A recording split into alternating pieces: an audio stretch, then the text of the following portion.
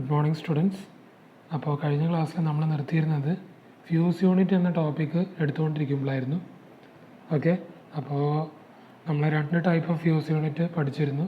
Round type fuse യൂണിറ്റും അതേപോലെ kit കാറ്റ് എന്ന് പറഞ്ഞിട്ടുള്ള, അല്ലെങ്കിൽ അതിന് വേറൊരു പേരാണ് rewirable type of fuse unit. Okay, പിന്നെ നമ്മൾ പറഞ്ഞിരുന്നു round type of fuse unit എന്ന് പറഞ്ഞിട്ടുണ്ടെങ്കിൽ നമ്മൾ അത്ര കോമൺ ആയിട്ട് യൂസ് ചെയ്യണ ഒരു മെത്തേഡല്ല. ഓക്കെ, ഈ ഒരു ഫ്യൂസ് യൂണിറ്റിൽ നമ്മൾ ബേസിക്കലി യൂസ് ചെയ്ത് എന്തൊക്കെ മെറ്റീരിയലാണെന്ന് ചോദിച്ചു കഴിഞ്ഞിട്ടുണ്ടെങ്കിൽ പോർസിലെയിൻ അല്ലെങ്കിൽ ബേക്ക് ലൈറ്റ് എന്ന് പറഞ്ഞിട്ടുള്ള ഒരു ബോക്സിൻ്റെ ഉള്ളിൽ ഓക്കെ 2 സെപ്പറേറ്റ് ടെർമിനൽസ് ഉണ്ടാവും. ആ ടെർമിനൽസാണ് ഈ ഒരു ഫ്യൂസ് വയറിനെ എന്ത് ചെയ്യുന്നത്, പിടിച്ചു നിർത്തുന്നത്. ഓക്കെ, അപ്പോൾ ആദ്യം ഓർക്കുക, ഈ ഫ്യൂസ് യൂണിറ്റ് ബേസിക്കലി ഒരു ബോക്സിൻ്റെ ഉള്ളിലാണ് ഉണ്ടാവാറ്. ആ ബോക്സ് ബേസിക്കലി ഉണ്ടാക്കുന്ന മെറ്റീരിയൽ പോർസിലെയിൻ അല്ലെങ്കിൽ ബേക്ക് ലൈറ്റ് ആയിരിക്കും. ആ ബേക്ക് ലൈറ്റ് ബോക്സിൻ്റെ ഉള്ളിൽ 2 സെപ്പറേറ്റ് ടെർമിനൽസ് ഉണ്ട്. വയറിൻ്റെ ടെർമിനൽസാണ്.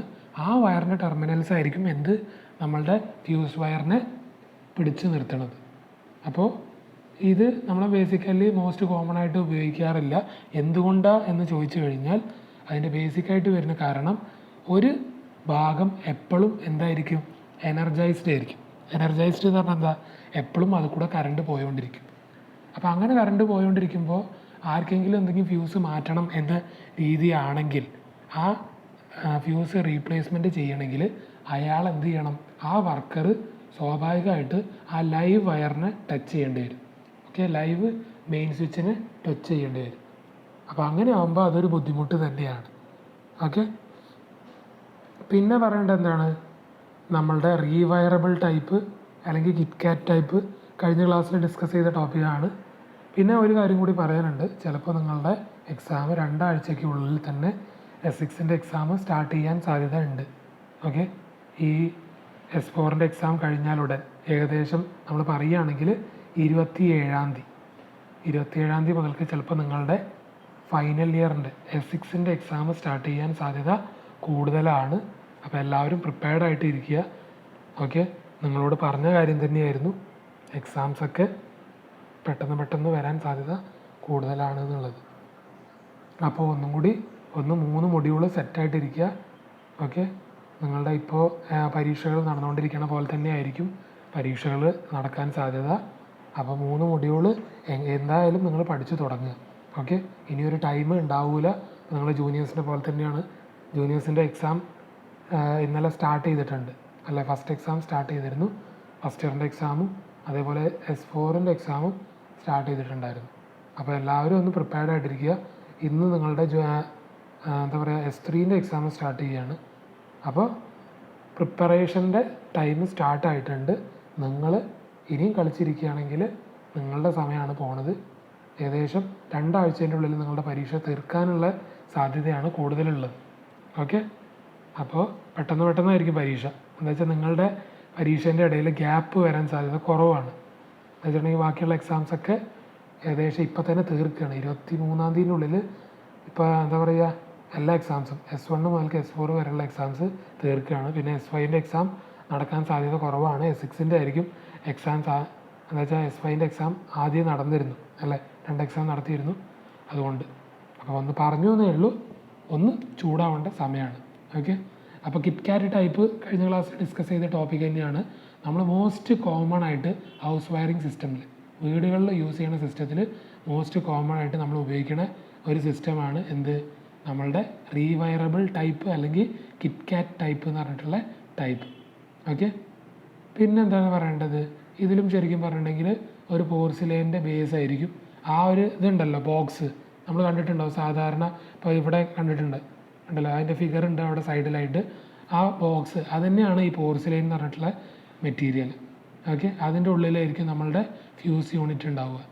ഓക്കെ, ഫ്യൂസ് കാരിയർ ഉണ്ടാവും, അതിൻ്റെ ഉള്ളിലായിരിക്കും ഫ്യൂസ് എലിമെൻ്റ് ഉണ്ടാവുക.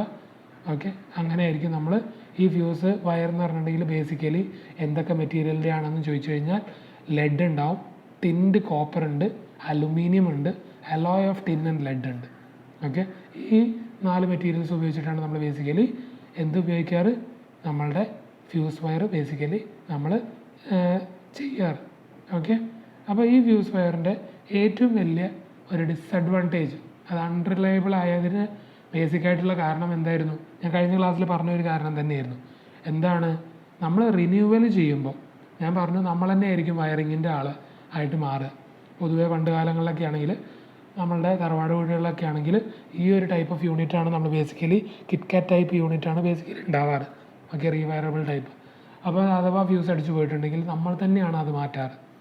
അല്ലാതെ വേറെ ഒരാളെ വിളിച്ച് വരുത്തി അത് മാറ്റി കഴിയുമ്പോഴത്തേക്കും ചിലപ്പോൾ സമയം നേരം വെളുക്കും. ഇന്നത്തെ പോലെ അല്ല. എന്താ പറയുക, വയറിങ്ങിൻ്റെ അല്ലെങ്കിൽ KCBൻ്റെ ആൾക്കാർ അത്ര പെട്ടെന്നൊന്നും വരാറുണ്ടായിരുന്നില്ല കുറച്ച് കാലം മുന്നേയൊക്കെ ആണെങ്കിൽ. ഇപ്പോൾ എന്ന് പറഞ്ഞിട്ടുണ്ടെങ്കിൽ കുറച്ചും കൂടി എഫക്റ്റീവാണ് ആൾക്കാർ. എന്താ വെച്ചാൽ ഇഷ്ടംപോലെ ആൾക്കാരുണ്ട്, വയറിങ്ങിൻ്റെ ആൾക്കാരുണ്ട്, ലൈൻമാൻ ഉണ്ട്, ഇലക്ട്രീഷ്യൻ ഉണ്ട്. എല്ലാ കാര്യങ്ങളും ഇപ്പോൾ സജീവമായിട്ട് പ്രവർത്തിക്കുന്ന ഒരു യൂണിറ്റാണ് നമ്മുടെ KCBൻ്റെ യൂണിറ്റ്. പക്ഷേ പണ്ട് കാലങ്ങളിൽ നമ്മൾ വിളിച്ചു കഴിഞ്ഞാൽ ചിലപ്പോൾ അവരവരുടെ സൗകര്യത്തിനനുസരിച്ചോ ഇന്ന് വിളിച്ചാൽ ചിലപ്പോൾ നാളെയോ അല്ലെങ്കിൽ ഇന്ന് വൈകുന്നേരമോ അവർ കുറ്റം പറയാൻ കാരണം ഇല്ല. എന്താ വെച്ചാൽ അത്രയും ആൾക്കാരുണ്ടായിരുന്നില്ല. ഇപ്പോൾ അങ്ങനെയല്ല, ഇഷ്ടംപോലെ എന്താ പറയുക KCBൻ്റെ ആൾക്കാരുണ്ട്, KCBൻ്റെ യൂണിറ്റ് ഉണ്ട്. അപ്പോൾ പുതിയ പുതിയ യൂണിറ്റുകൾ ഓരോ സ്ഥലത്തും സ്റ്റാർട്ട് ചെയ്യുന്നുണ്ട്. അപ്പോൾ അങ്ങനെ ആകുമ്പോൾ അവർക്കും സൗകര്യമാണ്. എന്താ വെച്ചാൽ ഒരു ദിവസം കുറേ യൂണിറ്റുകൾ അവർക്ക് എന്താ പറയുക എത്തിപ്പെടാൻ പറ്റും. ഓക്കെ, പിന്നെന്താണ്? അപ്പോൾ റിന്യൂവ് ചെയ്യുമ്പോൾ ഈ ഫ്യൂസ് വയർ നന്നാക്കി എടുക്കുമ്പോൾ സ്വാഭാവികമായിട്ട് സംഭവിക്കുന്ന ഒരു മെയിനായിട്ടുള്ള കാര്യം എന്താണെന്ന് വെച്ചിട്ടുണ്ടെങ്കിൽ നമ്മൾ റിന്യൂ ചെയ്യുമ്പോൾ ഒരു റോങ് ആയിട്ടുള്ള സൈസിൽ, ഓക്കെ, ശരിയായ സൈസിലല്ലാത്ത ഫ്യൂസ് വയർ ആയിരിക്കും നമ്മൾ അതിൽ കെട്ടുക. അങ്ങനെ ആകുമ്പോൾ എന്താണ്, ശരിക്കും ഈ ഫ്യൂസ് വയർ എന്തിനാണ് കെട്ടുന്നത്? ഓവർലോഡ് കറണ്ട് വരുമ്പോൾ അത് പൊട്ടണം അല്ലേ? ആ ഫ്യൂസ് വയർ അങ്ങോട്ട് ബ്രേക്ക് ആവും. അങ്ങനെ ആകുമ്പോൾ കറണ്ട് നമ്മളെ വീട്ടിലുണ്ടാവില്ല. ഓക്കെ, അതിനാണ് നമ്മൾ ഫ്യൂസ് വയർ കൊടുക്കുന്നത്. അതുതന്നെ വലിയൊരു ഫ്യൂസ് വയറാണ് കൊടുക്കണമെങ്കിൽ ഈ വലിയ ഫ്യൂസ് വയറിൻ്റെ അഡ്വാൻറ്റേജ് എന്താണ്? വലിയ ഫ്യൂസ് വയർ ആകുമ്പോൾ അതിൽ കൂടുതൽ കറണ്ട് വരും. അപ്പോൾ ഓവർലോഡ് കറണ്ട് വന്നാലും എന്ത് സംഭവിക്കും? ഫ്യൂസ് വയറിന് ഒരു കേടുപാടും സംഭവിക്കില്ല. അപ്പോൾ ഫ്യൂസ് വയറിന് കേടുപാട് സംഭവിച്ചില്ലെങ്കിൽ ആർക്കാണ് അതിൻ്റെ ദോഷം വരിക? ആൾക്കാർക്കാണ് അതിൻ്റെ ദോഷം വരിക. ആ വീട്ടിൽ നിൽക്കുന്ന ആൾക്കാർക്ക് ചിലപ്പോൾ കറണ്ട് അടിച്ച് ചാവാനുള്ള സാധ്യത ഉണ്ട്. ഓക്കെ, അപ്പോൾ ഫ്യൂസ് വയർ ഒരു നിശ്ചിത അളവേ ഉണ്ടാവാൻ പാടുള്ളൂ. അതിനെക്കാട്ടി കൂടുതലുണ്ടാവാൻ പാടില്ല, കുറവും ഉണ്ടാവാൻ പാടില്ല. ഓക്കെ, കൂടുതലായി കഴിഞ്ഞാൽ കൂടുതൽ കറണ്ട് വന്നാലും എന്താണ്, അത് ബ്രേക്ക് ആവില്ല. ഓക്കെ, അപ്പോൾ അങ്ങനത്തെയൊക്കെ സാഹചര്യം കാരണമാണ് നമ്മൾ ബേസിക്കലി ഈ ഒരു ഓപ്പറേഷൻ, ഈ കിറ്റ്കാറ്റ് ടൈപ്പ് അത്ര റിലയബിൾ ആയിട്ടുള്ള ഓപ്പറേഷൻ എന്ന രീതിയിൽ നമ്മൾ ബേസിക്കലി പറയാറ്. ഓക്കെ, ഇനി പറയാനുള്ളത് കാർട്രിഡ്ജ് ടൈപ്പാണ്. കാർട്രിഡ്ജ് ടൈപ്പ് നിങ്ങൾ കണ്ടിട്ടുണ്ടാവും. നമ്മളുടെ റൈറ്റ് സൈഡിൽ കാണുന്ന ഫിഗറാണ് കാർട്രിഡ്ജ് ടൈപ്പ് എന്ന് പറഞ്ഞിട്ടുണ്ടെങ്കിൽ. ഓക്കെ, ഈ ഒരു കാർട്രിഡ്ജ് ടൈപ്പിൻ്റെ പ്രത്യേകത എന്താണെന്ന് വെച്ച് കഴിഞ്ഞിട്ടുണ്ടെങ്കിൽ ടോട്ടലി എൻക്ലോസ്ഡ് ടൈപ്പാണ്. ടോട്ടലി എൻക്ലോസ്ഡ് എന്ന് പറഞ്ഞാൽ എന്താ, എല്ലാ ഭാഗത്തിൽ നിന്നും ക്ലോസ് ആയിട്ടുള്ള ഒരു ടൈപ്പ് ഫ്യൂസ് യൂണിറ്റാണ് ഈ കാർട്രിഡ്ജ് ടൈപ്പ് ഫ്യൂസ് യൂണിറ്റ് എന്ന് പറഞ്ഞു കഴിഞ്ഞാൽ. ഓക്കെ, അത് ശരിക്കും പറഞ്ഞു കഴിഞ്ഞാൽ എന്താണ്, ഒരു ബൾബ് ടൈപ്പാണ്. കണ്ടെയ്നർ ഇൻസുലേറ്റിംഗ് മെറ്റീരിയലാണ്. ഓക്കെ, ഇൻസുലേറ്റിംഗ് കണ്ടെയ്നറാണ് അതിലുള്ളത്. അത് ഒരു ബൾബ് ടൈപ്പാണ്, അല്ലെങ്കിൽ ട്യൂബ് ഷേപ്ഡ് ആയിരിക്കും. അതിൻ്റെ രണ്ട് എൻഡും സീൽഡ് ആയിരിക്കും. ഓക്കെ, ഒരു ബൾബ് ടൈപ്പോ അല്ലെങ്കിൽ സീൽഡ് ടൈപ്പാണ് അതിൻ്റെ ഷേപ്പ് ഉണ്ടാവുക. ബൾബ് ടൈപ്പോ അല്ലെങ്കിൽ ട്യൂബ് ടൈപ്പോ ആയിരിക്കും അതിൻ്റെ ഷേപ്പ് ഉണ്ടാവുക. അതിൻ്റെ എൻഡ് രണ്ടറ്റത്തും എന്തായിരിക്കും, സീൽഡ് ആയിരിക്കും. എന്തുപയോഗിച്ചിട്ട്? ഒരു മെറ്റാലിക് ക്യാപ്പ് വെച്ചിട്ട് സീൽഡ് ആയിരിക്കും. ആ മെറ്റാലിക് ക്യാപ്പിനെ പറയുന്ന പേരാണ് കാർട്രിഡ്ജ്. ഓക്കെ, അപ്പോൾ അതുകൊണ്ടാണ് ഇതിൻ്റെ പേര് കാർട്രിഡ്ജ് ടൈപ്പ് ഫ്യൂസ് യൂണിറ്റ് എന്ന് പറഞ്ഞത്. അപ്പോൾ ഈ കാർട്രിഡ്ജിൻ്റെ ഉള്ളിലായിരിക്കും എന്തുണ്ടാവുക, ഈ ഫ്യൂസ് എലിമെൻ്റ് ഉണ്ടാവുക. ഓക്കെ, ഈ രണ്ട് അറ്റത്തിൻ്റെ ഉള്ളിലായിട്ട്, ആ ഒരു വട്ടത്തിൻ്റെ ഉള്ളിലായിട്ട് ആയിരിക്കും എന്തുണ്ടാവുക, നമ്മുടെ ഫ്യൂസ് എലിമെൻ്റ് ഉണ്ടാവുക. ഓക്കെ, പിന്നെ അതിൻ്റെ ഉള്ളിൽ പൗഡറും ഉണ്ടാവും, ഫിൽഡ് വിത്ത് പൗഡർ ആയിരിക്കും. ഓക്കെ, ആ പൗഡറിനെ പറയുന്ന പേരാണ് filler. Okay, filled with powder അല്ലെങ്കിൽ ഗ്രാനുലാർ മെറ്റീരിയൽ, ആ ഒരു മെറ്റീരിയലിനെ പറയുന്ന പേരാണ് ഫില്ലർ മെറ്റീരിയൽ. ഇതിൻ്റെ ഉള്ളിലുള്ള പൗഡറിനെ പറയുന്ന പേര്. ഓക്കെ, അപ്പോൾ ആദ്യം പറഞ്ഞ എന്താണ്, ഒരു എൻക്ലോസ്ഡ് യൂണിറ്റ് ആണ്. അതിൻ്റെ ഷേപ്പ് എന്താണ്, ബൾബ് അല്ലെങ്കിൽ ട്യൂബ് ഷേപ്പാണ്. സീൽഡാണ് രണ്ട് ഭാഗത്തും. ഒരു മെറ്റാലിക് ക്യാപ്പ് വെച്ചിട്ട് പറയുന്ന പേരാണ് കാർട്രിഡ്ജ്. അതിൻ്റെ ഉള്ളിലൊരു ഫ്യൂസ് എലിമെൻ്റ് ഉണ്ട്. അത് ഫില്ല് ചെയ്തിട്ടുള്ളത് പൗഡറും അതേപോലെ ഗ്രാനുലാർ മെറ്റീരിയലും. അതിനെ പറയുന്ന പേരാണ് ഫില്ലർ. ഓക്കെ, ഈ ഫില്ലർ മെറ്റീരിയൽ എന്തൊക്കെയാണെന്ന് ചോദിച്ചു കഴിഞ്ഞാൽ സാൻഡ് ആകാം, കാൽഷ്യം കാർബണേറ്റ്, ക്വാഡ്സ്, ഇങ്ങനത്തെ മെറ്റീരിയൽസ് വെച്ചിട്ടാണ് നമ്മൾ ഈ ഫില്ലർ മെറ്റീരിയൽസ് ഫില്ല് ചെയ്യണത്. പിന്നെന്താണ്, ഇതിലൊരു ബ്ലോ ഔട്ട് ഡിവൈസ് ഉണ്ട്. Okay, in the side of the tube, ഇതിൻ്റെ സൈഡിലായിട്ട് ഒരു ബ്ലോ ഔട്ട് ഡിവൈസ് ഉണ്ട്. ഓക്കെ, അത് കാണിക്കും ഫ്യൂസ് ബ്ലോ ചെയ്തിട്ടുണ്ടോ ബ്ലോ ചെയ്തിട്ടില്ലേ എന്ന്. ഓക്കെ. അഥവാ ഓവർലോഡ് കറണ്ടോ അല്ലെങ്കിൽ ഷോർട്ട് സർക്യൂട്ടോ വരികയാണെങ്കിൽ എന്ത് ചെയ്യും, ഈ ഒരു ഹീറ്റായിട്ട് ഈ ഫ്യൂസ് അങ്ങ് ബ്ലോ ഔട്ട്. ഓക്കെ, ഈ ഒരു ബ്ലോ ഔട്ട് ഡിവൈസ് അങ്ങോട്ട് ബ്ലോ ചെയ്യും. ഓക്കെ, അങ്ങനെ ബ്ലോ ചെയ്ത് കഴിഞ്ഞാൽ നമുക്ക് മനസ്സിലാക്കാൻ പറ്റും ഈ ഒരു എലിമെൻറ്റ്, ഈ ഒരു കാർട്രിഡ്ജ് ടൈപ്പ് ഫ്യൂസ് ഔട്ട് ആയോ എന്ന്, ബ്ലോൺ ആയോ എന്നുള്ളത് നമുക്ക് മനസ്സിലാക്കാൻ പറ്റും. ഓക്കെ, പിന്നെന്താണ്, നമുക്ക് കംപ്ലീറ്റ് സെക്യൂരിറ്റിയാണ്. ഫയർ റിസ്കിൽ നിന്ന് നമ്മൾ നോക്കുമ്പോൾ ഒരു കംപ്ലീറ്റ് സെക്യൂരിറ്റി ഇത് പ്രൊവൈഡ് ചെയ്യുന്നുണ്ട്.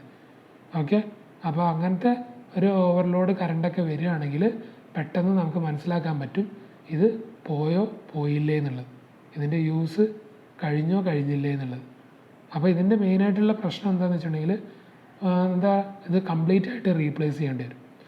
ഓക്കെ, അത് ബ്ലോ ഔട്ട് ചെയ്ത് കഴിഞ്ഞിട്ടുണ്ടെങ്കിൽ the whole unit have to be replaced.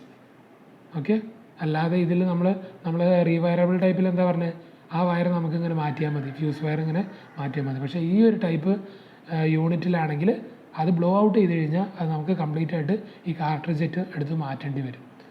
Okay, പിന്നെന്താണ് നമ്മൾ പറയേണ്ടത്, അവസാനമായിട്ട് വരുന്ന ഫ്യൂസ് യൂണിറ്റിനെ കുറിച്ചാണ് പറഞ്ഞത്, ഹൈ റപ്ചറിങ് കപ്പാസിറ്റി ഫ്യൂസസ്.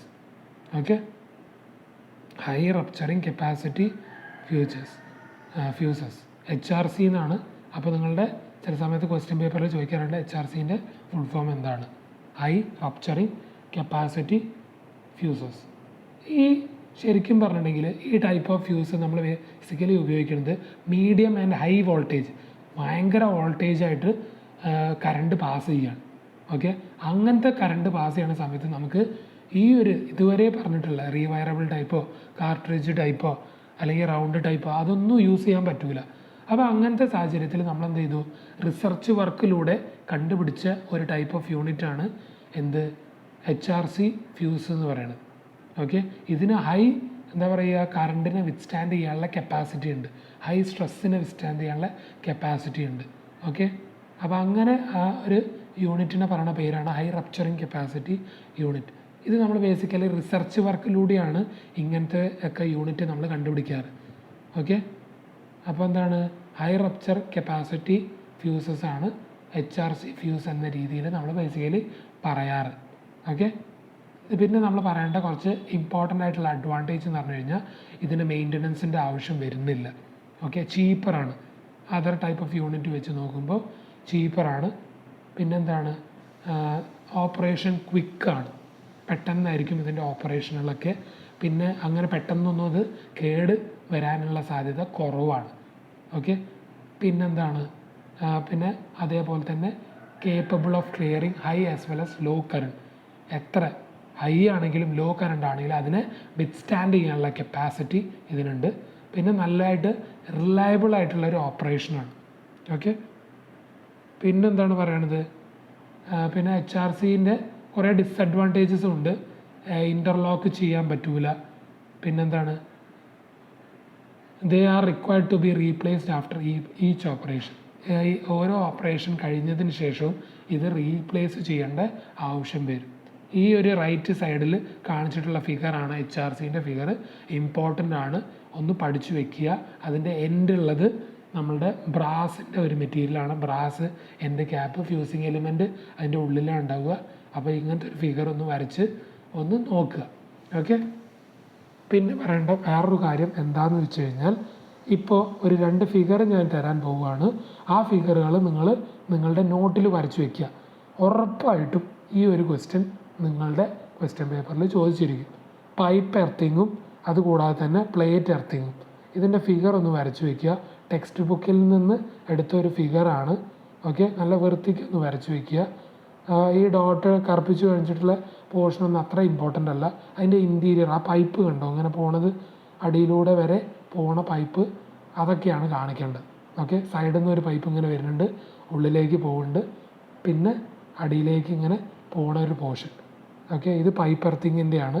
പിന്നെ ഇതുള്ളത് പ്ലേറ്റ് എർത്തിങ് ആണ്. അടിയിലൊരു പ്ലേറ്റ് കൊടുത്തിട്ട് പ്ലേറ്റിലേക്കാണ് ലെഫ്റ്റിൽ നിന്ന് വരുന്ന ഒരു പോർഷൻ കണക്ട് ചെയ്തിട്ടുള്ളത്. ഓക്കെ, അപ്പോൾ ഈ ഒരു പോർഷൻ നിങ്ങളൊന്ന് ഫിഗർ വരച്ച് ഒന്ന് നിങ്ങളുടെ നോട്ടിൽ ഇമ്പോർട്ടൻ്റ് ആയിട്ട് വരച്ച് വയ്ക്കുക. ഓക്കെ, അടുത്ത ക്ലാസ്സിൽ നമ്മൾ ഇതിനെക്കുറിച്ച് നല്ല ഡീറ്റെയിൽഡ് ആയിട്ട് ഡിസ്കസ് ചെയ്യും. ഏത് പോർഷൻ ഫസ്റ്റ് മൊഡ്യൂളിൽ പഠിച്ചാലും പഠിച്ചില്ലെങ്കിലും പക്ഷേ ഈ ഒരു പോർഷൻ നിങ്ങൾ പഠിച്ചിരിക്കണം. ഓക്കെ, ഈ ഒരു എർത്തിങ് എന്ന് പറഞ്ഞിട്ടുള്ള പോർഷൻ. അപ്പോൾ ഇന്നത്തെ ക്ലാസ് നമ്മളിവിടെ അവസാനിപ്പിക്കുകയാണ്. എന്തെങ്കിലും ഡൗട്ട് ഉണ്ടെങ്കിൽ ചോദിക്കുക.